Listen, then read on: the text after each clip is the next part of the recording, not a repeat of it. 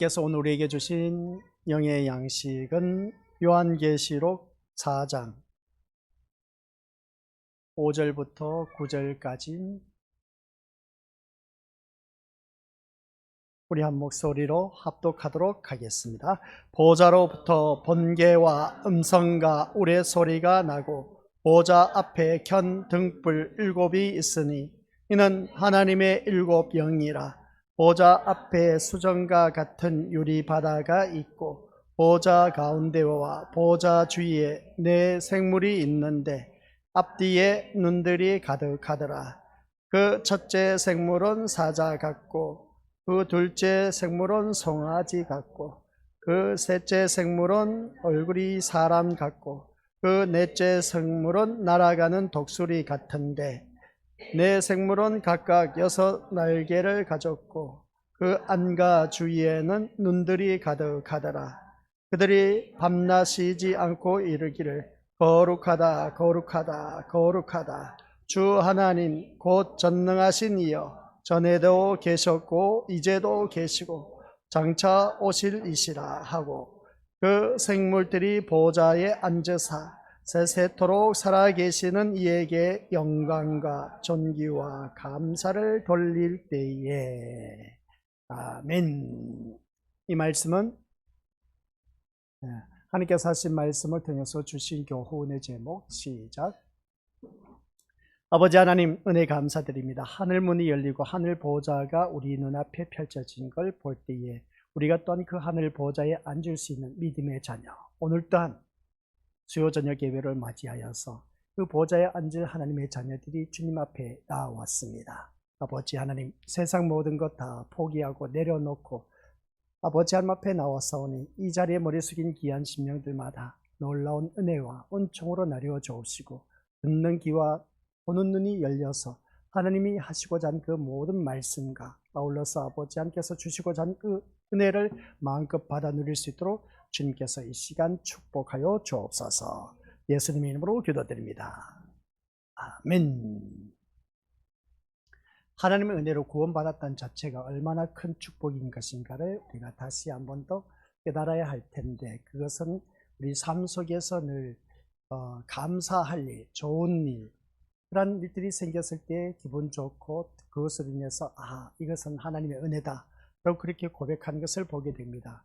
하나님의 자녀로선 당연한 일입니다. 근데 나에게 좋지 못한 일들이 있었을 때는 하나님의 자녀로 구원받았다는 그것을 우리가 깨닫지 못하고 원망, 불평하고 그리고 또 그것으로 인해서 주위 사람들에게 좋지 못한 그 이미지가 나타날 때에 하나님의 자녀로서의 그 모습이 또한 저 사람이 교회 다닌 사람 맞는지, 분명히 교회 다닌 사람이라고 했는데 어찌 저럴 수가 있을까 싶을 정도로 주위 사람들로부터 지탄의 대상이 되는 경우도 있음을 보게 됩니다.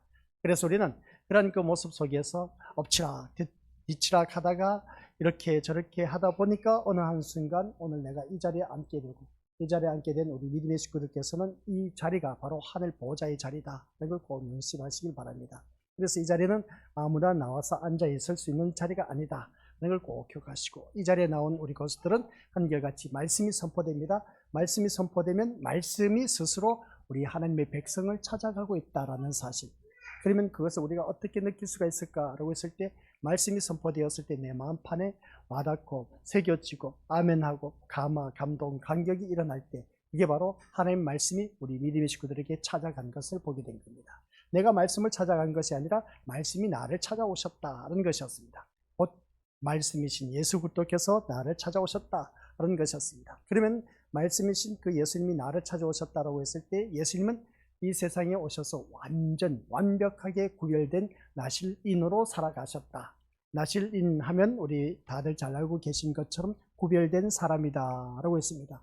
오늘 이 자리에 앉아 계신 우리 믿음의 식구들이 바로 그 구별된 삶으로 살아가야 된다. 그 구별된 삶으로 살아가는 삶 속에서 우리는 이 세상에서 주님이 하신 말씀이 있음을 보게 됩니다. 너가 나실인으로서 구별된 삶은 다른 것이 아니라 한결같이 소금과 빛의 역할을 감당해야 된다 라는 말씀이었습니다. 그러면 소금은 짠맛을 내야 그게 효력이 나타나고, 빛은 빛을 발해야 그 효력이 나타난다 라고 했습니다. 그런데 소금은 가는 곳곳마다 짠맛을 냅니다. 빛은 가는 곳곳마다 어둠을 물리치게 하는 것을 보게 된 것이죠. 이러한 역할을 하는 사람이 구별된 자. 그러면 구별된 자로서 내가 그만큼 그러한 역할을 감당하고 있느냐라고 했을 때, 그러면 하나님의 자녀인 내가 어떻게 소금의 그 짠맛을 나타낼 수가 있고 빛의 역할을 감당할 수 있는 그 에너지가 어디서 나오느냐라고 했을 때, 지난 시간 말씀 들어서 다들 잘 알고 계신 것처럼 마태복음 5장에 나와 있는 거기에 팔복 내용, 그 팔복에 관한 그 모든 삶이 내 삶 속에서 비워져 나갈 때 그 사람이 바로 소금과 빛의 역할을 감당하고 있다라고 했습니다. 그래서 우리는 살아가는 모든 삶 속에서 이런 역할을 제대로 하고 있었는지 없었는지는 본인 스스로가 이제 판단하시고 진단하셔서 하나님 말씀대로 살지 못했다면 우리 건속들은 새롭게 거듭난 하나님의 자녀의 모습으로 살아가야 된다. 이걸 꼭 명심하시길 바랍니다. 그래서 지난 시간엔 하늘 문이 열리고 그 보좌를 바라보니까 얼마나 좋은지 모릅니다. 그래서 하늘에 올라간 그 요한처럼 우리 믿음의 식구를 바라보면 하늘의 안전자로 우리가 살아가야 된다. 요한이 바라본 그 하늘의 보좌의 모습이 우리는 보지 못했지만 요한이 보았다는 겁니다. 그러면 그 요한이 본 그 보좌가 나는 못 봤는데 요한만 봤지 않습니까? 라고 그렇게 말하면 말할 것이 없습니다. 근데 그 요한이 본 그 보좌가 내가 본 것처럼 느껴지고 믿음으로 와닿는다. 그게 바로 우리 믿음으로들, 믿음은 바라는 것들이 세상이요 보지 못한 것들의 증거가 된다. 그래서 그러한 심령들은 한결같이 하늘나라의 소망을 갖고 살아가는 그러한 사람들, 그러한 사람들은 어느 누구를 만나고 하나님과 동행하는 삶이다 라고 했습니다. 하나님과 동행하는 삶은 내가 말씀대로 사는 것이다. 그리고 어떤 거룩한 백성으로 살아간다. 말씀 안에서 살아가는 그 말씀이 우리가 하나님과 동행하는 삶이다. 그렇게 말했지 않습니까? 바로 그 말씀 맞습니다. 더욱더 명확하게 말씀드리자면 이 세상에 소망을 두지 않고 영원한 천국에 대한 소망을 갖고 살아가는 그 자가 바로 우리 믿음으로들 하나님과 동행하는 삶이다. 근데 이걸 가지고 좀 부족해. 이 세상의 소망을 갖지 않고 천국에 대한 소망을 갖고 있었기 때문에 내가 이 자리에 나오게 되었습니다. 이 자리에 나오게 되긴 되었는데 이게 과연 내가 하나님과 동행하는 삶이라고 말할 수 있을까? 하나님께서 바라볼 때 이게 좀 뭔가 부족해. 뭔가 2%가 부족해. 그 2%가 부족한 게 뭐냐라고 했을 때에 천국에 대한 소망을 갖고 있는데 천국은 그러면 교회 나오면 다 나가느냐? 그게 아니라는 것이죠. 천국에 대한 소망을 갖고 있대. 그 천국에 들어갈 수 있는 길이, 문이 열려져 있다는 겁니다. 그러면 어떻게 들어갈 수 있느냐라고 했을 때 예수 그리스도의 피로 말미암아 제4의 은총을 받은 사람. 그래서 예수 그리스도의 피를 의지하는 사람. 그러면 완벽하게 우리는 하나님과 동행하는 삶을 살 수가 있다라는 것이었습니다. 이게 바로 지난 시간 말씀을 우리 믿음의 식구들에게 전한 내용이었습니다. 그런데도 우리 신자들은 이런 영광스러움에 대한 감격과 감사와 감동을 잃어버리고 있다는 것을 보게 됩니다. 그래서 참으로 가난한 모습만 드러내고 있는 것을 볼 때, 그러면 나의 가난한 모습은 어떤 모습일까? 근데 라오디게아를 우리가 이미 다루어서 알고 계신 것처럼 이 라오디게아 교회는 나는 부자라, 나는 부유하여 부족함이 없다 라고 했는데 주님이 너희들 바라보니까 그게 아니다. 너희들 바라보니까 너무나 곤고하고 너무나 가련하고 가난하고 눈멀었고 벌거벗었다. 그렇게 표현한 것을 보게 됩니다. 그런 모습을 바라봤을 때 그 가난하다라고 하는 그 모습 속에서 오늘 우리 또한 살아가는 모든 삶을 모습 보면 내 삶은 풍요롭고 풍성한데 어찌 내가 가난하지도 않는데 라오디게아 교회의 모습이었습니다. 그래서 우리가 그 라오디게아 교회를 말씀드리기 전에 포분 여러 단어가 있었습니다. 그게 뭔지 기억나시죠? 교회는 어느 누구든지 그렇습니다. 교회는 있는데 예수가 없는 부재 현상. 그 말씀 우리가 들어서 다들 알고 계실 겁니다. 그러면 내 마음에 주인이 예수님이 와 계시느냐라고 했을 때 주인이 없을 때 그 사람은 어느 누구든지 우리가 앞에서 요한계시록이죠. 요한계시록 3장 20절 말씀. 예수님 문 밖에서 문을 두드리고 있습니다. 문을 열면 내가 그와 더불어 들어가서 먹고 마시고 하겠다. 그가 또한 나와 더불어 먹고 마신다라고 했습니다. 이것은 곧 무슨 말씀이냐? 예수님이 전도 문구가 아니라 예수님이 쫓겨난 상태. 그래서 예수님이 우리 심령 속에 들어왔을 때에 어느 누구든지 우리는 주님과 함께하는 삶. 주님과 함께하는 삶인데 우리는 나는 부요해서 아쉬울 게 없다. 그런 그 모습 볼 때 예수님이 이미 쫓겨난 상태. 혹 내가 그러한 사람이 아닌지 자기 자신을 돌이켜봐야 된다. 그래서 여기서 가난하다라고 했을 때에 세상적인 그 가난함을 말하는 것이 아니라 영적인 가난함. 이걸 말하고 있는 것이죠. 그런데 나의 모습을 보면 진짜 가난하기 이루 말할 수가 없어. 우리가 이미 하늘을 앉아 사는 존재임에도 불구하고 세상 것 때문에 여전히 근심하면서 거기에 매여서 살아가고 있는 오늘 우리들의 모습. 이미 우리는 내 주 예수와 동행하니 그 어디나 하늘나라에 앉아서 살아가고 있다는 겁니다. 천국에서 살아가고 있다는 겁니다. 근데 내 삶은 바라보면 천국에서 사는 것이 아니라는 것이죠. 이것이 참으로 곤고하고 가련한 신자이다 라는 것을 보게 된 것이죠. 곤고하고 가련한 신자라는 것은 우리 것도 비참하고 불쌍한 존재이다 라는 그런 내용입니다. 내가 하나님 나라에 산다고 하지만은 내 삶을 바라보니까 천국의 삶은 아니란 것이죠. 왜 그럴까? 그것은 우리 믿음의 것을 내가 곧 어둠의 존재라는 겁니다. 내가 어둠의 존재이기 때문에 주님이 내 주 예수와 동행하니 그 어디나 하늘나라, 내 주 예수와 함께하니 그 어디나 하늘나라가 되는, 내 주 예수 모신 것이 그 어디나 하늘나라가 되는 그런 삶을 살아야 되는데 그게 느껴지지 못한 이유는 내가 지금 어둠의 존재이기 때문에 그렇다. 그리고 어둠의 존재이다 보니까 빛을 싫어할 수밖에 없습니다. 그래서 이 세상은 온통 어두움으로 혼탁해져간 그 어두워진 이 세상에 내가 살아가고 있다는 겁니다. 그러면 이 세상에 내가 빛으로서 그 역할을 감당해야 되는데 이걸 감당하지 못하고 있어. 그러다 보니까 내가 신앙생활하는 것이 긴가민가한 그 모습을 보게 됩니다. 빛을 빛으로 여기지 않고 거부할 수밖에 없는 나의 모습. 그래서 빛인 예수님을 영접할 수 없는 어둠이 바로 누구냐? 이 세상 사람들이고 곧 나의 모습이다. 그런데 나는 예수님을 받아들였기 때문에 빛의 자리에 나오게 되었고, 그래서 빛된 삶을 살아가고 있다는 것을 알 수가 있습니다. 그래서 우리는 오늘 이 시간에는 수요 저녁 예배로 드려지지 않습니까? 드려진 이 예배 시간에 내가 이 자리에 나왔다는 자체는 빛의 자녀이기 때문에 이 자리에 빛 가운데 나오게 되었다라는 사실입니다. 근데 빛의 자녀가 아닌 어둠의 자녀들은 이 세상, 이곳에 나올 수가 없다는 것이죠. 어둠에서 어둠을 쫓아갈 수밖에 없다는 것을 보게 됩니다. 그런 모습 볼 때 우리가 지난 시간에 놓친 말씀이 뭐였느냐라고 했을 때에 우리는 세상으로부터 미움을 받을 수밖에 없다. 세상으로부터 미움을 받을 수밖에 없는 이유가 무엇일까라고 했을 때에 너만 교회 다닌 사람이냐? 교회 다닌 사람마저도 그렇게 어떻습니까? 교회 다닌 사람을 향해서 공격하는 그 모습을 보게 됩니다. 이런 그 모습 볼 때 참 가관이 아니다라고 생각할 수가 있음을 보게 된 것이죠. 그러나 우리는 우리 주님께서 말씀하셨습니다. 세상으로부터 미움을 받을 수밖에 없는 존재이기 때문에 우리는 그 예수님 한 분만으로 만족할 수밖에 없고 그 예수님만 의지의존하는 그런 자가 되어야 된다. 그래서 우리는 어느 누구든지 우리가 예수님을 영접하게 되었다는 것은 하나님이 우리를 부르셨기 때문에 가능하다. 그래서 오늘 이 자리에 나온 우리 것들은 하나님의 부르심을 받았기 때문에 내가 이 자리에 나와 앉아 있다라는 사실입니다. 내가 잘나서 내가 믿음이 좋아서가 아니라 우리 하나님께서 이미 우리 믿음의 심령들을 불러주신 겁니다. 그래서 불러주신 그 모습 보니까 얼마나 이 영광된 자리인지, 이 영광된 자리가 바로 보좌의 자리입니다. 그래서 우리가 이 보좌의 자리가 우리 믿음의 식구들 영원한 천국, 하늘문이 열린 겁니다. 하늘문이 열린 것이 이제 4장 1절에서부터 4절까지 말씀했지 않습니까? 그리고 5절부터 9절까지 이제 그 보좌가 어떠한 보좌인 것인가를 보여주고 그 다음 10절부터는 24장로가 나옵니다. 24장로가 그 보좌에 앉아있는 사람들의 모습입니다. 그럼 24장로가 누구냐? 라고 했을 때 우리 미디어 것들 뒤에 가면 말씀드리지만은 24장로는 구약의 12지파와 신약의 12사도를 말하고 있다. 그게 곧 누구냐? 성도를 말하고 있다. 그래서 우리는 그 보좌에 앉게 된다는 말씀 내용입니다.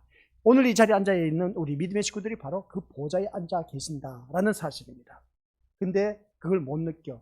근데 보좌에 앉아있는 이유가 뭐냐라고 했을 때에 우리 믿음의 식구들께서는 내가 세상 것을 내려놓고 어두움에서 벗어나서 이 자리에 빛된 자리에 나와서 이 자리에 앉아있다는 자체가 우리가 보좌에 앉아있는 모습고 빛의 자녀가 그 자리에 앉아서 우리가 하나님 앞에 영광을 돌려드리고 있다. 이게 바로 우리가 지금 하나님 앞에 갔을 때의 모습인 겁니다. 이런 모습으로 우리가 살아가는 삶 속에서 어느 누구를 막론하고 우리가 이 세상 살아가면서 인간은 어둠의 존재이기 때문에 빛을 빛으로 여기지 못하고 거부할 수밖에 없고 그런 것을 보니까 빛인 예수님을 영접할 수 없는 이 어둠, 이게 바로 나의 모습이라는 것을 알 수가 있습니다. 그런데 우리가 예수님을 영접하게 되었다는 것은 하나님 우리를 부르셨기 때문이라고 했습니다. 부르셨다면 그 부르심을 받은 자답게 이 자리에 나와서 이제 예배를 드린 것이죠. 그러면 우리 믿음의 식구들은 참 귀한 존재. 그래서 부르심을 받아서 내가 오늘 수요 저녁 예배 나오게 되었다는 것입니다. 내가 잘난 것이 아니라는 겁니다. 아셨죠?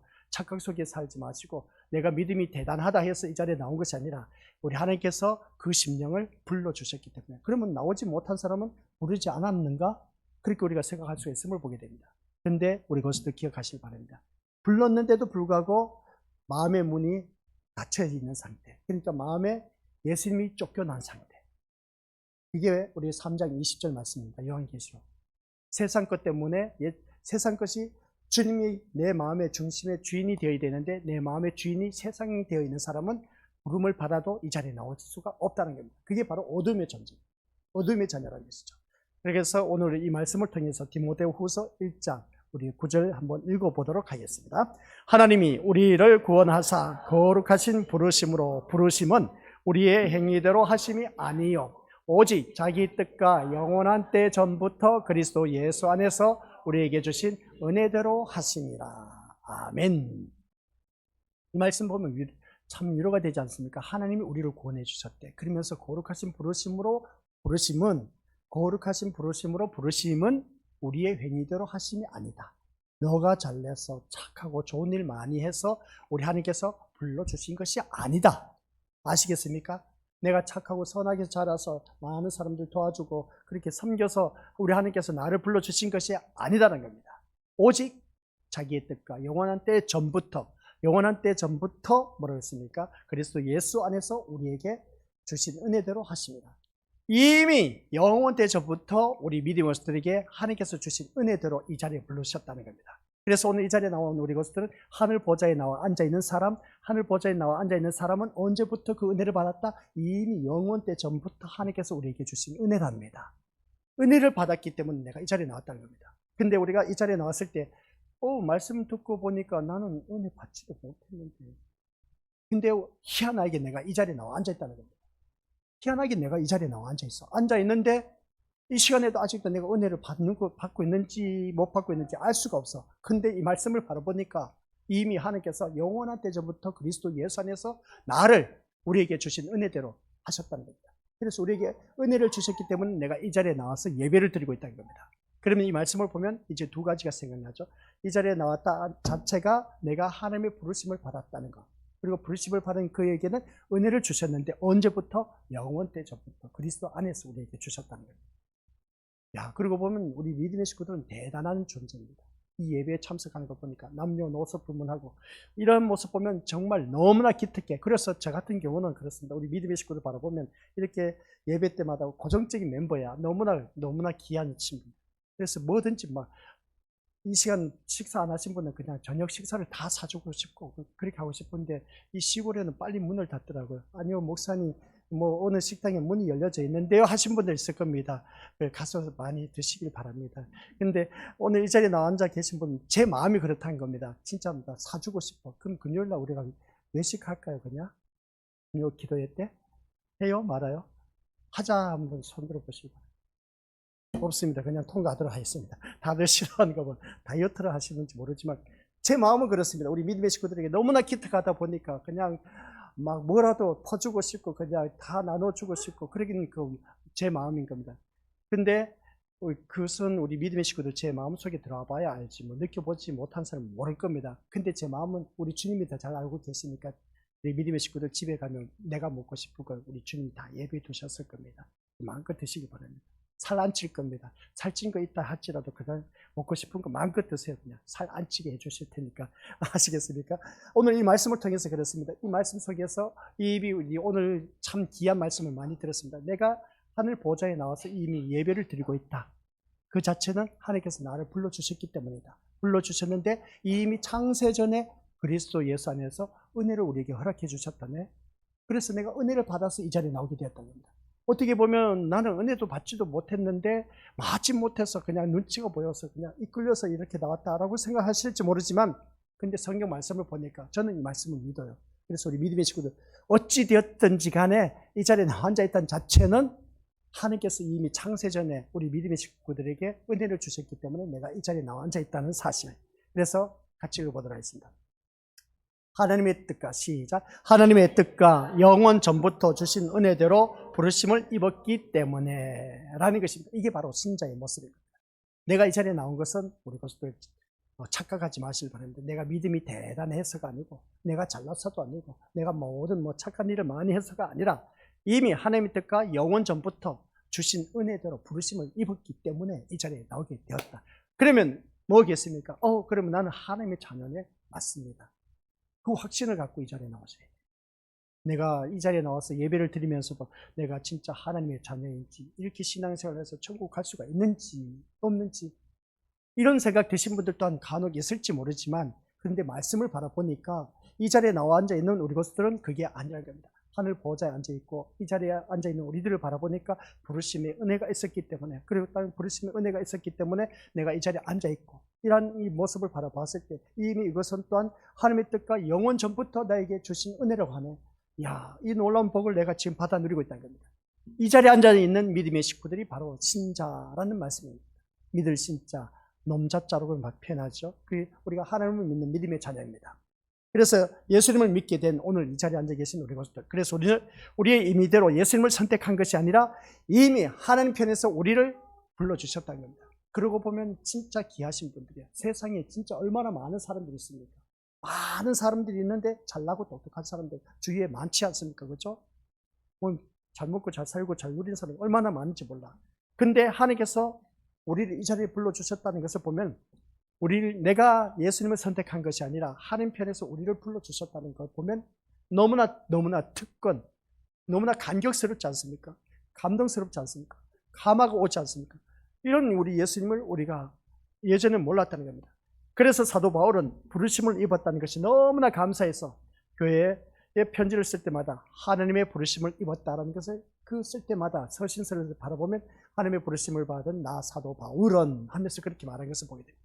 그래서 그 부르심을 받았다는 그 자체가 너무나 고마워서, 그래서 그 서신서를 바라보면 처음에 포문 열 때마다 나 하나님의 부르심을 받은 나 사도 바울은 하면서 꼭 이 말은 들어갑니다. 오늘 이 자리에 앉아 계신 우리 것들이 바로 하나님의 부르심을 입었기 때문에 내가 이 자리에 나오셨다. 그래서 우리가 오늘 이 시간은 다른 것 다 잊어버려도 괜찮습니다. 하나님께서 나를 불러주셨다는 것, 부르심을 받아서 내가 이 자리에 나오게 되었다는 것, 이 자리에 나오게 된 것은 이미 하나님께서 영원 전부터 우리 믿음의 식구들에게 은혜를 주셨다라는 사실. 그러고 보면 나는 하나님의 자녀네, 이 자리에 나온 것을 보니까 부르심을 입었고 영원 전부터 나에게 은혜를 주셨기 때문에 내가 이 자리에 나와 앉아 있는데, 근데 이 자리에 나와 앉아 있는 나의 모습 보니까 세상 생각으로 그냥 가득 차 있고 걱정 의식으로 가득 차 있고, 그래서 우리가 내 몸은 이 자리에 나와 있지만 내 생각은, 내 마음은 저 밖에 나가 있네, 세상 것을 향해 있네. 그러면 우리가 하나님 자녀로서 뭔가 부끄럽지 않습니까? 그래서 이 예배를 드릴 때도 오직 우리 예수 그리스도께만 집중하고 하나님의 말씀을 듣는 그런 우리가 되어야 되지 않겠느냐라는 말씀입니다. 그래서 사도 바울은 이 부르심을 입었다는 것이 너무나 감사해서 이렇게 날마다 자기 부르심을 받은 것에 대해서 감사하면서 편지를 쓴 것을 볼 때, 바울은 부르심을 입은 것이 시작, 멸망의 자리에서 빼내주신 은혜, 이것을 안 겁니다. 멸망의 자리에 이르게 되면 그 사람은 지옥에 떨어집니다. 그런데 그 지옥에 떨어질 수밖에 없었던 나를, 그 제약의 구렁텅이에서 호적거리는 나를 건져서 이 자리에 앉혀 놓으셨다, 이겁니다. 멸망의 자리에서 빼내서 우리 믿음의 것들 이 자리에 앉혀 놓으신 이 은혜. 그런데 우리는 부르심을 단지 교회에 나오게 해서 목사하게 하고 장로하게 하고 집사하게 하고 선생하게 하고 그냥 평신도로 살아가게 하는 그런 것을 가볍게 여겨버리는 경우가 참 많이 있는데, 부르심에 대한 감사와 감격이 없이 그저 신자라고 하면서 그냥 교회에 나왔다 갔다 하는 그런 모습을 보게 되는데, 그런 우리가 되어서는 안 됩니다. 그러니까 왜 그러면 이 자리에 내가 예배를 드리러 나오긴 나왔는데 왜 왔다 갔다 하고 아무런 의미 없이 왔다 갔다 하는지 모르겠다고 그렇게 표현하신 분도 있지 않습니까? 근데 앞에서 말씀드렸지 않습니까? 성경 말씀을 바라보니까 1장 9절 다시 한번 보여주시기 바랍니다. 디모데후서 1장 9절. 이 말씀 보니까 우리 믿음의 것들 나를 구원하사 거룩하신 부르심으로 받았다는 겁니다. 부르심은 우리의 행위대로 한 것이 아니다. 네가 잘나고 똑똑하고 착해서 선해서 부른 것이 아니다. 오직 하나님의 뜻과 영원한 때 전부터 그리스도 예수 안에서 우리에게 주신 은혜로 말미암아 나를 불러주셨다. 이 말씀을 우리가 기억한다면 디모데후서 1장 9절 꼭 기억하시기 바랍니다. 이미 하나님께서 영원 때 전부터 나에게 은혜를 주셔서 내가 이 자리에 나오게 되었다라는 사실. 그래서 내가 이 자리에 나와서 예배 드린 것을 보면 하나님의 전적인 은혜인 것이고, 또한 우리 믿음으로서 이 자리에 나온 것을 보면 내 힘으로 나온 것 같지만 하나님께서 이미 그 심령 속에 그 마음을 이끌어 주셨기 때문에 내가 이 자리에 나오게 되었다는 것. 그래서 이 자리에 나온 것은 아무도 이 자리에 나올 수가 없습니다. 그러나 하나님께서 이끌어 준 자만이 나올 수가 있게 되었다라는 사실이었습니다. 그러면 우리가 이 말씀을 통해서 더 주님 앞에 내가 이 자리에 나오게 된 걸 바라보면 뭐 이 자리에 나와서 내가 목사, 장로, 권사, 집사 이렇게 뭐 이런 일대 직분을 하게 하기 위해서 불러낸 것으로 한 것이 아니라 그 부르심에 대한 우리는 더욱더 하나님 앞에 감사가 넘쳐야 되는데, 감동이 넘쳐야 되는데, 감화가 넘쳐야 되는데, 감격이 넘쳐야 되는데, 그게 없다 보니까 교회 다닌 것이 너무나 재미없다 그렇게 표현하는데, 교회는 재미로 다닌 것이 아니라 하나님의 은혜로 다닌 겁니다. 이걸 아셔야 돼. 우리 그래서 교회를 다닌 걸 바라보면 뭔가 보이는 것이 있어야지, 뭔가 결과물이 있어야지, 뭔가 기도를 하면 해결되는 것이 있어야지 하면서 우리가 그렇게 살아간 모습 보게 되는데, 세상에 우리가 기도를 해도 응답받지 못했다라고 했을 때에 우리 믿음으로서 그것으로 인해서 막 시험도 그러지 않습니까? 옆에 사람 바라보니까 기도하는 대로 쪽쪽 그냥 기도 다 응답받았다 하면서 기분 좋아를 하는데, 나는 맨날 부르짖어도 응답이 없어. 그래 지금 몇십 년간 기도해 왔는데도 하나님께서 왜 내 기도는 안 들어주시는지 몰라 하는 것을 바라보게 됩니다. 제가 이 자리에 서서 우리 믿음의 식구들에게 참 부끄러운 그런 고백이지만, 저는 신학 공부하면서부터 우리 가족 식구들, 혈육이 있는 우리 그런 피가 섞인 우리 가족 식구들, 친인척들을 위해서 지금까지 기도해 왔는데 예수 믿는 자가 없어요. 야, 참 너무하지 않습니까? 그죠? 그래서 제가 우리 가족 식구들에게도 말을 합니다. 진짜 해도 너무하지 않느냐? 그렇게 말을 해도 씨알도 먹히지 않습니다. 강팍하게 이루 말할 수가 없다는 것이죠. 그런 그 모습 보면 에이 하면서 했더니 포기하고 싶을 때가 한두 번이 아니야. 너무나 서운해, 솔직히 말해서. 그래서 우리 교회 식구들이 더 좋아하거든요. 우리 가족 식구들보다. 이런 모습을 보면은 그러지 않습니까? 우리 교회 식구들 그래도 저를 위해서 기도하시죠? 안 해주시면 말고 뭐 어쩔 수 없지만, 그러나 우리 믿음의 식구는 그래도 그나마 저를 위해서 기도하지 않습니까? 그죠? 기도하시는데 순서 맡으신 분들도 기도하는 거 보면 저를 위해서 기도하고 하는 그 모습 보면 너무나 고마워. 그 모습 보면 나를 위해서 기도해 주지 않는 부모, 그리고 어떤 친형제, 자매들 나를 위해서 기도도 해주지 않는데 피도 섞이지 않는 우리 믿음의 식구들이 저를 위해서 기도해 주니까 저 또한 어떡합니까? 너무나 고마워서 기도해 줄 수밖에 더 있겠습니까? 그래, 이런 모습을 바라봤을 때 가족 식구들 바라보면, 피가 섞인 그런 가족 식구들 보면 참 맥이 빠지는데, 그러나 이 자리에 나온 우리 믿음의 식구들 말씀을 보니까 이 자리에는 부르심을 받았고 하나님께서 은혜를 주셨기 때문에 이 자리에 나오게 되었다는 걸 보면, 야, 그래도 하나님 백성은 다르다. 그래서 다시 한번 또 깨닫게 된 겁니다. 우리 그래서 이 주보를 바라보면 참 어렵죠. 어려운데 이렇게 말씀을 들어도 또 어렵게 생각하신 분들이 있는데, 어렵게 생각하지 마시기 바랍니다. 오늘 가장 키워드는 하나님께서 나를 불러주셨다. 불러주셨는데 내가 잘나서 나왔다? 똑똑해서, 착해서, 선해서, 많은 일을 구제를 해서? 아니요. 우리 행위대로 부른 것이 아니라 이미 하나님께서는 영원 전부터 나를 불러주셨기 때문에. 불러주셨는데 뭐라고요? 은혜요. 하나님의 은혜로 나를 불러주셨기 때문에 내가 이 자리에 나오게 되었다. 그래서 이 자리에 나왔을 때는 다른 생각하지 마시기 바랍니다. 오직 누구만 생각하자? 예수님만 생각하자. 예수님만 생각해야 됩니다. 그 예수님만 생각하면서 이 자리에 앉아 계셔야 되는 것이지, 내가 어떤 세상 문제 해결받기 위해서 나와 앉아 있다는 것은 이건 너무나 기가 따갑도록 들어왔기 때문에 더 이상 말 안 하려고 해도 할 수밖에 없어요. 그런 생각 갖지 말라는 것이죠. 내가 말씀 안에서만 제대로 서면 하나님께서 엄청나게 놀라운 것으로 하나님께서 축복해 주신다. 하나님께서 보게 됩니다. 그래서 그런 나를 이 세상에서 빠져나오게 해준 이 축복, 너무나 고마운 것을 보게 된 것이죠. 그러면 우리는 이 자리에 나와 앉아있다는 자체가 하나님 앞에 그저 감사밖에 없습니다. 근데 감사가 없는 그 심령을 바라보면 왜 그럴까? 분명히 성경 말씀에 바라보니까 내가 부르심을 받은 것은 맞는데, 부르심을 받았기 때문에 이 자리에 나왔습니다. 근데 내 마음에는 은혜가 없어. 근데 하나님께서는 이미 너에게 은혜를 주셨다고 하네. 은혜를 주셨는데 그 은혜가 나에게는 아직도 긴가민가해. 왜 그러겠습니까? 내가 아직도 어둠의 존재이기 때문에 그렇습니다. 어둠의 존재이다 보니까 그 예수 그리스도의 그 희생, 예수님의 그 희생을 나에게 있어서는 아주 뼈저리게 느끼지 못하고 있다라고 해도 과언이 아닌 것이죠. 예수 그리스도의 피의 사건이 이게 나에게 뼈저리게 느껴진다면 우리가 이 자리에 나와 앉아있는 자체가 너무나 감사할 것이고, 디모데후서 1장 이 9절 말씀만 해도 우리 믿음의 식구들 감동, 감사, 감격, 그래서 우리가 주님 앞에 어찌할 줄 몰라서 이 예배가 기뻐하고 즐겨하는 그런 예배가 되어야 된다라는 말씀입니다. 그래서 많은 사람이 하나님이 아들을 희생시켰다, 예수님 우리를 위해서 죽으셨다라고 말을 합니다. 이런 말을 하지만, 그런데 하나님께서 이 아들을 희생시켰다고 하면서 우리를 위해서 죽으셨다고 이렇게 말은 하지만 그 희생과 죽음에 관해서 우리 믿음의 친구들 바라보면 솔직히 말해서 감사하는 마음이 없어요. 예수님이 나를 위해서 죽으셨다 하는 이 말씀, 나를 위해서 십자가에 못 박혀 돌아가셨다는 것에 대해서 아유, 힘들 때만 우리 주님을 찾지, 내가 평탄하고 형통할 때 등 따시고 배부르고 풍성하고 딴 세상 것 아쉬울 것 없을 때 살 때는 아유 주여 감사합니다 이렇게 풍성한 은혜를 주셔서 입에 발린 고백을 하죠. 그래도 뭐 아유 그래도 그나마 그래도 하나님 은혜 감사합니다 이렇게 다른 사람 못지않게 풍성하게 누릴 수 있도록 허락해 주셔서 감사합니다. 그 고백은 당연한 그 모습 보게 되는데, 근데 우리 예수 그리스도의 그 나에게 주어진 좋은 것만 생각했을 때는 하나님의 은혜에 감사하다라고 그렇게 표현하지만은, 근데 우리가 살아가는 삶의 모습 보니까 좋은 일이 아닌 좋지 못한 일이 있었을 때는 감사가 없는 그 모습 보게 됩니다. 그런 그 모습 보면 참 우리가 해도 너무하지 않을까. 물에 빠져간 그런 자 건져 놨더니 내 보따리 내놓으라는 식으로 그런 그 삶으로 살아가는 오늘 우리들의 모습을 보게 된 겁니다. 하나님께서 나를 어떤 제약의 구렁텅이에서 건져내어서 이 자리에 앉혀놨는데도 불구하고 감사가 없이 그냥 멍하니 앉았다 가는 그런 모습, 이런 모습을 바라보면 우리 믿음의 모습들 다시 한 번 더 자기 자신을 생각해 봐야 됩니다.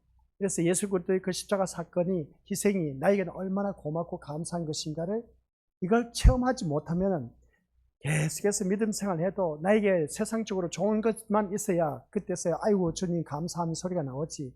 근데 힘들고 어려운 일들 생기면 감사하는 그 소리는 나오지 않고 원망불평하는 것은 당연한 겁니다. 그런데 그 어려운 속에서도 하나님께서 하나님 앞에 고백하기를 이 어려움 가운데 저를 붙잡아 주셔서 감사합니다. 그래도 내가 죽지 않고 살아갈 수 있도록 허락해 주신 은혜 감사합니다. 이렇게 감사의 고백이 나온 사람은 십자가의 희생을 아는 사람. 우리가 그러지 않습니까? 똑같은 그 환경 여건 속에서 어려움이 처해졌어. 그러면 어려움이 처해졌을 때 우리 믿음의 모습들 농사 짓는 비유로 하면 그럽니다. 똑같이 농사를 짓는데 하나님께서 하늘에서 비를 안 주시네. 그럼 농작물이 타들어가. 가을이 되면 이렇게 내버려 뒀다가는 어떻습니까? 추수할 것이 없어. 그럼 여기서 우리가 농사하는 그 농부들은 어떻게 하겠습니까? 어떤 이는 하늘을 향해서 아이고 하나님도 무심하시지, 이런 때 좀 비 좀 내려주시면 얼마나 좋을까. 그러면 또 한편으로 어떻습니까? 비가 오지 않음에도 불구하고 어떻습니까?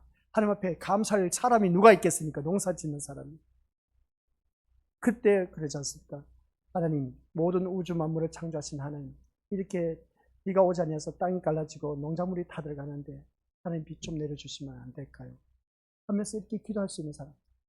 비 좀 내려주시면 이 농작물이 다 들어가지 않고 다시 살아날 텐데, 이것은 하나님만이 하실 수 있잖아요. 하나님, 비 좀 내려주시면 감사하겠습니다.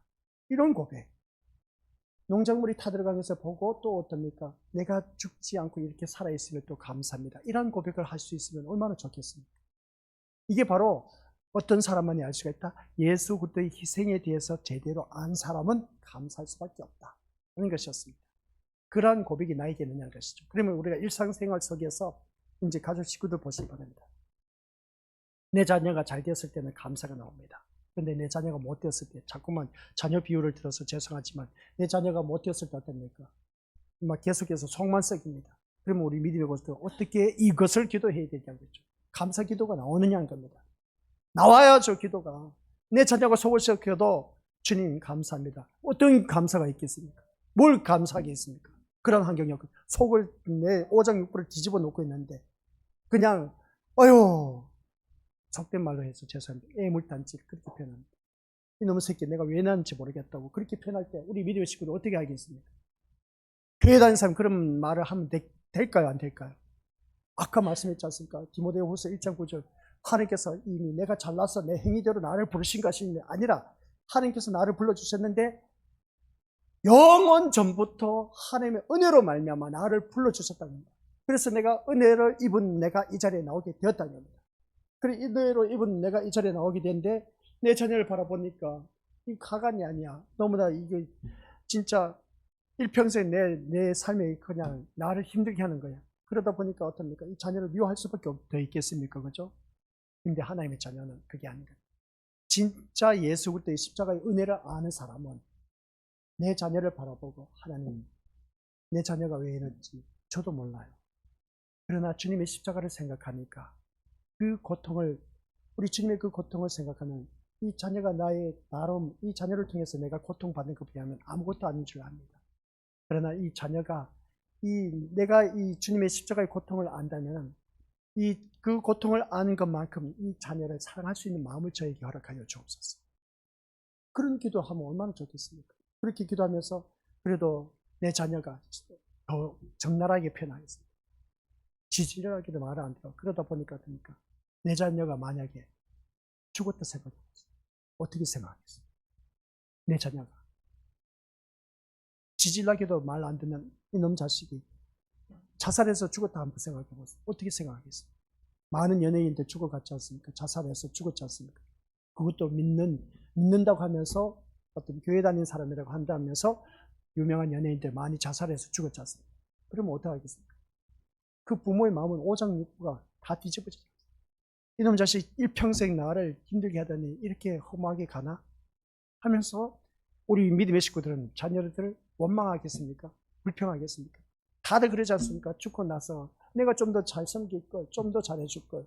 죽고 나서 한들 무슨 소용이 있겠습니까? 살아 계실 때 부모 잘 섬기고 그래도 내 자녀가 살아있으면 감사하면서 하나님 내 자녀가 그래도 살아있어서 너무나 감사합니다.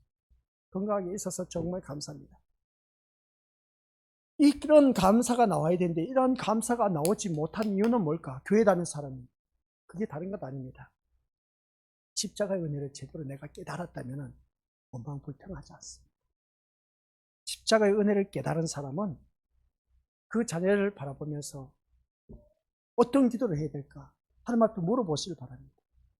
하나님 하면서 아이고 이놈의 새끼 하면서 좋지 못한 표현하지 마시고 하나님께서 저에게 주신 선물이지 않습니까? 이 선물을 하나님의 자녀다운 모습으로 아름답게 제가 양육해야 되는데 제가 믿음이 너무나 부족하다 보니까 이렇습니다. 제가 하나님 마음을 너무나 아프게 했는가 보네요.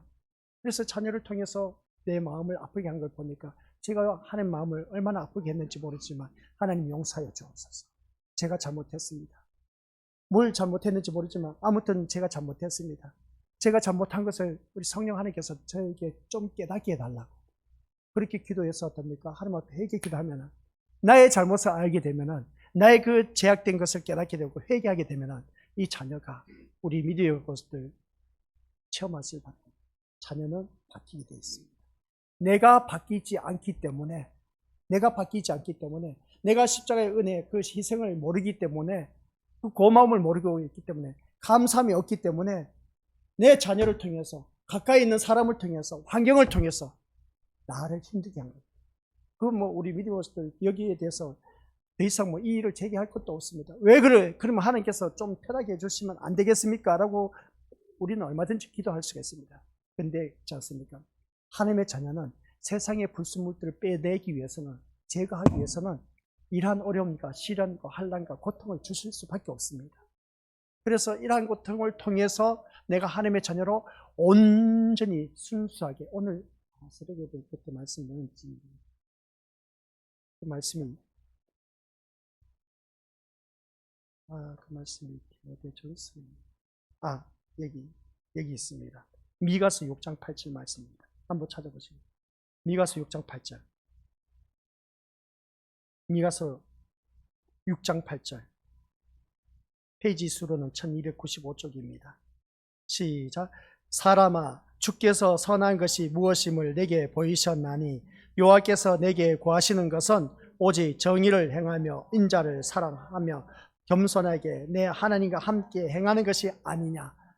하나님께서 나에게 구하시는 것이 뭐라고요? 정의, 인자, 겸손이라고 했습니다. 정의, 인자, 겸손. 이 정의는 정직하게 진실되게 살아가는 그 삶의 모습. 이게 바로 그렇게 살아가게 하는 모습이 뭐겠습니까? 그 정의가 뭐겠습니까? 그 기준이 뭐겠습니까? 하나님의 말씀입니다. 하나님의 말씀 기준으로 살아가는 그러한 사람. 그 다음 인자가 뭐겠습니까? 사랑이지 않습니까? 그 사랑이어야 되는데 이건 하나님의 언약적인 그 약속의 사랑인 겁니다. 그러면 하나님의 사랑을 갖고 있다면 내가 하나님의 사랑을 입었다면 그러면 내 자녀를 미워할 수 있겠냐는 것이죠. 혹은 내 속을 썩기는 이 자녀를 내가 어떻게 받아들이냐는 것이죠. 예수 때 그 십자가의 사랑을 알았다면 이러한 그 고통을 수반하면서 주님의 그 고통에 비하면 저는 아무것도 아니네요 하면서 고백하면서 그러면 자기 자신을 들여다보면서 고백하는 겁니다. 그러면서 이제 겸손하게 하면서 내 하나님과 함께 행하는 것이 아니냐. 여기서 겸손하다라고 했을 때 우리 믿음은 순수한 마음에서 배어져 나오는 겸손, 순수한 마음에서 배어져 나오는 그 겸손, 순수한 마음에서 배어져 나오는 그 겸손은 때묻지 않는 겸손, 내가 때묻지 않는 마음에서 나오는 그 겸손이어야 된다는 그런 말씀입니다. 그래서 우리가 말씀을 들으면서 오늘 우리 것들 하나님께서는 바로 이걸 원하고 계십니다. 때가 묻지 아니한 순수한 마음, 이걸 하나님께서 빚기 위해서 내가 세상으로 찌들어져 있는 것을, 그 세상 찌든 때를 벗겨내기 위해서 자녀를 통해서, 그리고 다른 주위 사람을 통해서, 환경을 통해서 나를 힘들게 하고 있다라는 사실. 근데 있지 않습니까? 우리가 어느 누구든지 그렇습니다. 자기의 잘못을 모르고 있어. 자기가 왜 이렇게 이런 나쁜 사람, 악한 사람들만 나에게 붙여주는지 몰라 하면서 하나님 앞에 원망 불평한 경우가 참 많아서, 가장 가까이 있는 남편, 아내, 부모, 자녀야, 우리 가족 식구들이야. 그래서 성경 말씀이 사람의 연수가 자기 집안 식구에게 있답니다. 아시겠습니까? 사람의 연수는 자기 집안 식구야. 다른 거 없습니다. 진짜 연수가 자기 집안 식구야. 그런 모습 보면은 우리 이 말씀을 통해서 우리 믿음의 것들께서, 그러면 여기서 오늘 말씀 더 이상 진도를 못 나가겠다, 여기까지만 하는데, 하나님께서 나에게 왜 이런 어려움이 닥쳤을까? 왜 그럼 이런 자녀가, 못된 남편, 못된 아내, 못된 그 부모, 못된 자녀를 나에게 허락하셨을까? 라고 했을 때에 하나님께서 나에게 순수한 것을 길어내기 위해서, 때가 묻지 아니한 그 하나님의 그 순수함을 그 하나님께서 찾고 계신답니다. 때가 묻은 것을 다 지금 하나님께서 제거하기 위해서 우리 한람과 우리 주위 사람들 통해서 하나님께서 어려움을 주신다. 그걸 꼭 명심하시기 바랍니다. 그래서 우리는 어느 누구든지 이 말씀을 통해서 다시 한 번 더 이 세상에서 빠져나온 그 축복을 무시해버린 우리 믿음의 것들, 이것은 십자가의 은혜를 제대로 깨닫지 못했기 때문에, 예수님의 그 희생을 너무나 가치없게 가볍게 여겼기 때문에 그렇다. 그런 것을 꼭 기억하시기 바랍니다. 그래서 사람들이, 제가 말씀드리지 않습니다, 양심에 뻥끈한 사람들, 양심에 철판 깐 사람들, 이러한 사람들은 대책이 안 서. 교회 다니는 사람들도 진짜 대책이 안 사람들 엄청나게 많이 있습니다. 그래서 오늘 이 자리에 앉아 계시는 것도 기억하시기 바랍니다. 많은 사람이 하나님의 아들을 희생시켰다, 예수님이 우리를 희생해서 죽으셨다, 이러한 말씀을 들으면서도 우리 것들 그 희생과 죽음에 관해서 감사한 마음이 없기 때문에 그렇다. 여기서 보게 됩니다.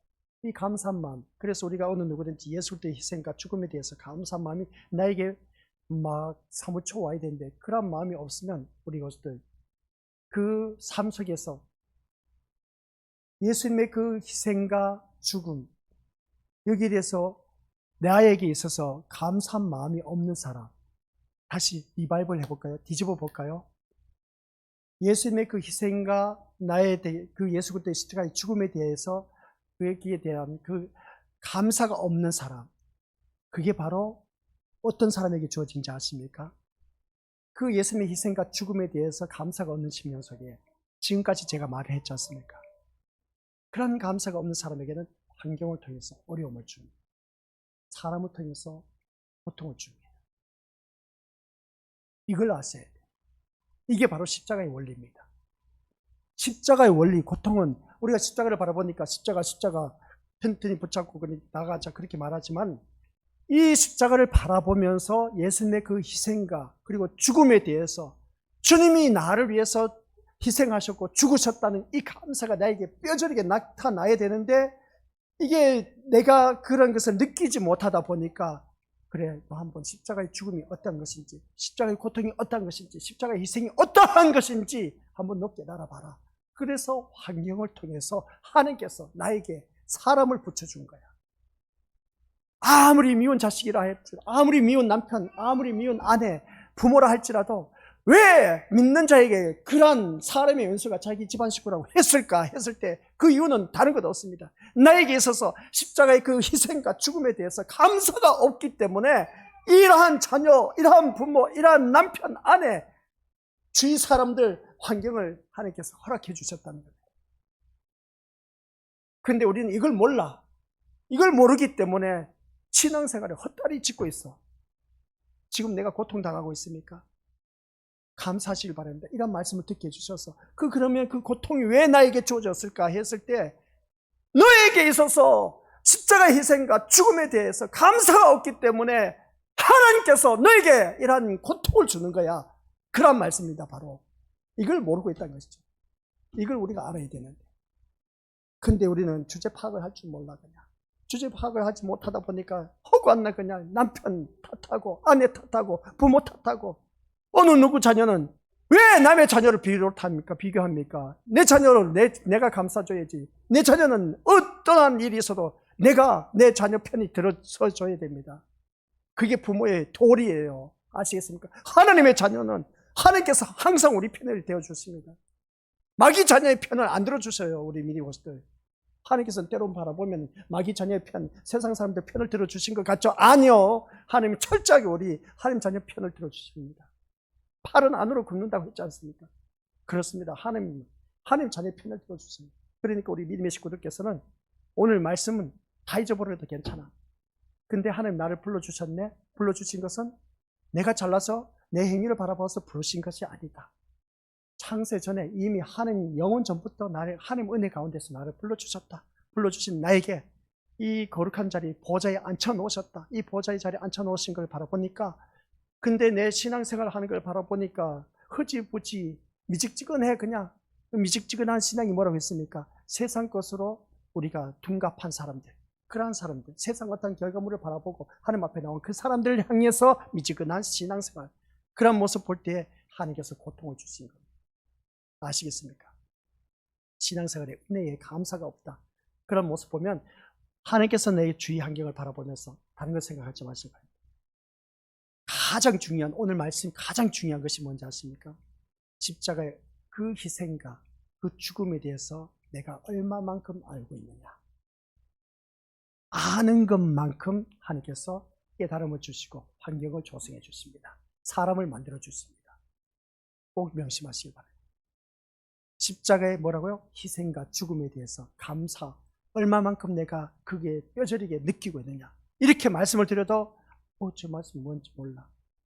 이해가 안 되신 분들이 있을 겁니다. 그럼 성령 하나님의 도움을 구하시기 바랍니다. 하나님, 목사님 저렇게 말씀하는데도 불구하고 제가 깨달음이 없습니다. 너무나 바보스럽네요. 바보스러운 게 아니라 내가 어둠의 존재이기 때문에 그렇습니다.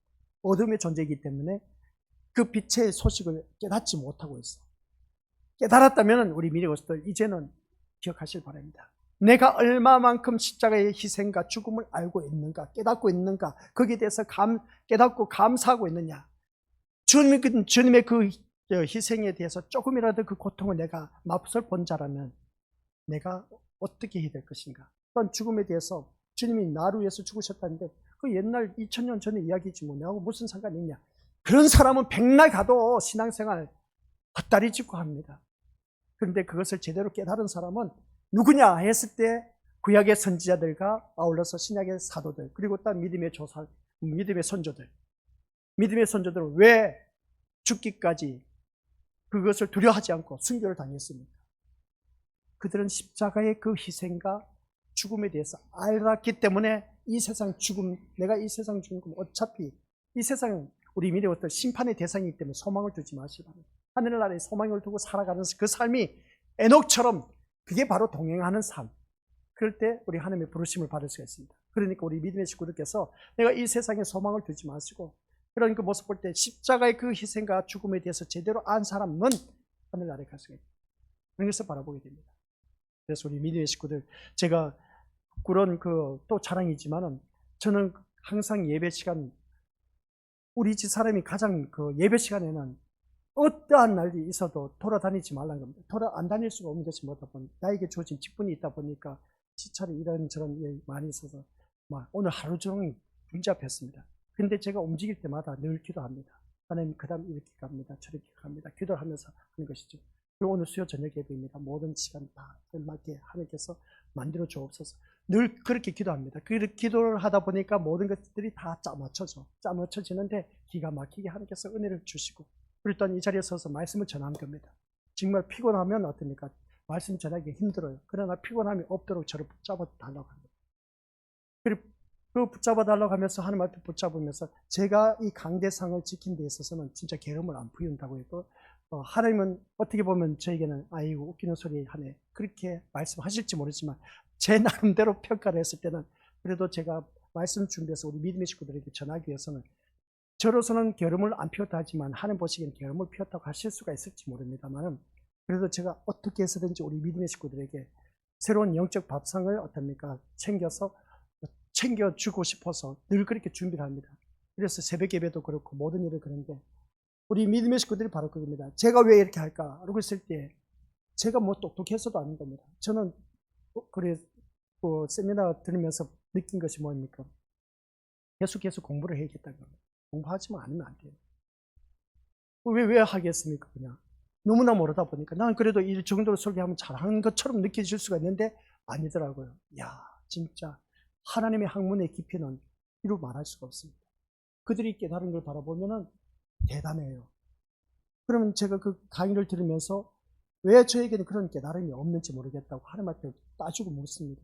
목회하는데 저런 깨달음을 주셔서 저도 그런 말씀을 전할 수 있도록 해주셔야 되지 않습니까? 하고 하나님 앞에 항의를 하면서 내려오면서 또 운전을 하면서 하나님 앞에 기도하면서 내려왔습니다. 그런데 어떻습니까? 근데 아직도 저는 부족해요. 부족하다 보니까 그저 감사. 이러한 나를 저렇게 똑똑한 사람도 저렇게 많은 그 목회자들만 550명이 모여 있습니다. 550명이 모여서 그 강의를 듣는다 한번 생각해 보세요. 엄청납니다. 그런데 저런 그 훌륭하신 분들이 있는데 나 같은 존재를 불러서 이 목회를 하게 하시니까 얼마나 고맙습니까? 그래서 저는 하나님 앞에 또 감사하면서 그렇죠. 주님도 주님도 참 바보시네. 나보다 잘나고 똑똑한 사람. 난 신학 공부하면서 늘 그렇게 기도해왔어. 그 목사, 장로, 권사, 집사 새끼들 참 많이 있는데 왜 나를 불러주셨냐고. 믿지 않냐. 생판떼기 불러주셔서 오히려 더 시너지 효과가 믿음의 자녀가 더 있을 텐데 왜 믿지 않냐 나를 불러서 이렇게 고생시켜가면서 이 길을 가게 하냐고 하면서 하나님 앞에 원망불평하는 것이 한두 번이 아니었습니다. 그리고 또 못난 것이 이렇게 못난 나를 이 하나님의 일을 하게 하신 걸 바라보니까 참 하나님도 대단하십니다. 저는 그렇게 하나님 앞에 고마움을 느끼면서 감사하면서 또 준비를 합니다. 부족한 거 많죠. 누구든지 그렇습니다. 그런데 우리 믿음의 식구들 기억하시기 바랍니다. 하나님 앞에 잘난 척하지 마시고 그죠? 부족함을 아신다면 십자가의 그 희생과 죽음에 대해서 제대로 우리가 느낀다면 신앙생활 게으름 피울 수가 없습니다. 아셨죠? 우리가 이렇게 말씀드리지만 아니요 목사님 내 입장 돼보세요. 아니요 내 입장 자시고 그런 거 따지지 마세요. 내가 진짜 교회에 다닌 신자라면 그 십자가의 희생과 죽음에 대해서 제대로 깨달았다면 부지런하게 게으르지 말고 열심히 품고 주를 섬기라. 그 말씀대로 살아갈 수밖에 없습니다. 그게 하나님의 자녀의 모습이에요. 그렇게 살아가야 돼요. 그게 하나님께서 기뻐하신 삶. 그런 기뻐하신 삶을 사는 사람 하나님께서 뭐라 하는지 아십니까? 그래 내가 너를 보니까 참 기쁘다. 그게 바로 하나님 영광된 삶. 내가 너에게 필요한 거 내가 다 채워줄게. 빌립보서 4장 19절 말씀. 그리고 또 마태복음 6장 몇 절? 반을 나누면 33입니다. 6장 33절. 무엇을 먹을까 마실까 입을까 염려하지 말래. 그러면서 뭐라고 했습니까? 너희는 먼저 그의 나라와 의를 구하래. 그러면 이 모든 것을 더하여 주신대. 이런 말씀이 있으니까 얼마나 위로가 됩니까? 근데 왜 우리는 세상 것을 사모하고 세상 것을 쫓아갔냐는 것이죠. 교회에 나와서 온통 부르짖는 것은 하나님의 것, 이것을 구해야 되는데 하나님 제발 내 자녀 제발 좀 속 좀 썩이지 않게 해달라고 잘 되게 해달라고 내 남편 내 아내 내 부모 잘 되게 그런 길 하지 마시고 아시겠습니까? 먼저 그의 나라와 의를 구하라고 했지 않습니까? 그리스도 예수 안에서 말씀 안에서 살아가라고 했지 않습니까? 그러면 내가 이 모든 걸 풍성하게 채워줄게. 내가 이게 더하여 줄게. 하나님의 약속된 말씀 왜 못 믿습니까? 제발 좀 믿으시길 바랍니다. 믿어서 우리 믿음의 것들 남들 못지않게 부럽지 않게 우리 것들 부자스럽게 좀 살아가시길 바랍니다. 성부가 되어서 거룩한 부자가 되어서 좀 살아가시길 바랍니다. 혹한 날 비빌빌 거리면서 살아가시겠습니까? 그렇게 살지 마시고 좀 부자 되세요. 우리 믿음의 식구들. 신신당부하고 싶으면 제발 부자 좀 되세요. 부자 되는 방법 어렵지 않습니다. 말씀 안에서 살고 우리 믿음의 것들 뭐든지 위의 것을 찾고 생각하고 하다 보면은 하나님의 말씀대로 살다 보면 다 채워주시고 때에 맞게 하나님께서 모든 것을 다 조성해 주신다는 거 체험하시라는 것이죠. 그래서 시시때때로 항상 물어보면서 하나님 앞에 부르짖다 보면 하나님께서 귀한 은혜를 주신다는 걸 꼭 기억하시고 다른 걸 생각하지 마시고 이 구절 희생과 죽음, 예수님의 그 십자가의 희생과 죽음에 관해서 나에게 얼마만큼 감사한 마음이 있는가, 얼마만큼 내가 느껴지는가, 느껴지는 것만큼 하나님께서 은혜를 주시고 복을 주십니다. 아시겠습니까? 그래서 많은 사도들은 이 십자가의 은혜에 죽음에 대해서 감사가 있었기 때문에 죽음을 두려워하지 않았어요. 세상 것 때문에 고통당한 거 별것 아니야. 죽고 나면 더 좋은 세계가 있었기 때문에 그들은 감사함으로 순교를 당했다라는 사실입니다. 오늘 우리 믿음의 식구들 또한 역시 이 말씀을 꼭 기억하시기 바랍니다. 십자가의 그 희생과 죽음에 대해서 나는 얼마만큼 알고 있을까? 아직도 깨닫지 못했다면 이 말씀을 계속 되새김질하면서 하나님, 이 말씀이 도대체 무슨 말입니까? 예수님의 그 희생과 십자가의 죽음에 대해서 나는 아직도 내가 신앙생활하면서 그닥 와닿지 않습니다. 그닥 와닿지 않다 보니까 하나님께서 그래, 너 깨닫도록 해주기 위해서 어려움을 주십니다. 고통을 주십니다. 질병을 주십니다. 그저 주어진 게 아니에요. 우리 믿음에서 주어진 모든 환경, 여건, 일어나는 일들 다 이유가 있습니다. 그걸 통해서 십자가의 은혜와 죽음에 대해서 깨달으라는 거예요.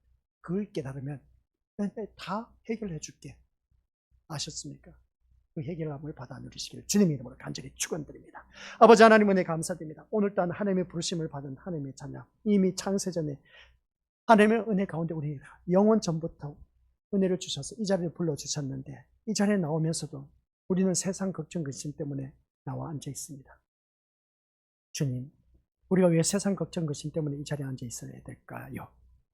하나님 나라에 대해서 우리가 걱정 근심하면서 앉아 있어야 할 그러한 우리들인데 어떻게 하면 이 세상 것을 잘 먹고 잘 살고 잘 누릴까? 어떻게 하면 이 세상 것을 해결받을 수 있을까? 걱정 근심에 쌓인 우리들, 이건 다 죽고 나면 아무런 쓸데없는 것인데, 죽고 나면 우리는 영원한 천국인데 내가 어떻게 하면 천국에 갈 수 있을까요? 이 걱정 근심을 해야 할 나의 모습이 되어야 되는데 온통 교회에 나와 앉아있어도 세상 것 때문에 앉아있으니 나의 모습이 참 한심하기 그지없습니다. 아버지 하나님, 십자가의 그 은혜와 죽음에 대해서 다시 한 번 더 제대로 깨달을 수 있도록 성령 하나님께서 이 자리에 머리 숙인 귀한 신령들에게 일깨워 주셔서 우리들의 신앙생활이 어느 누구보다도 1등 신자가 될 수 있도록 허락하여 주옵소서. 그래서 우리가 모두 함께 저 영원한 천국에 이룰 수 있는 믿음의 자녀가 될 수 있도록 성령 하나님께서 도와주옵소서. 이끌어 주옵소서. 인도하여 주옵소서. 예수님 이름으로 기도드립니다. 아멘.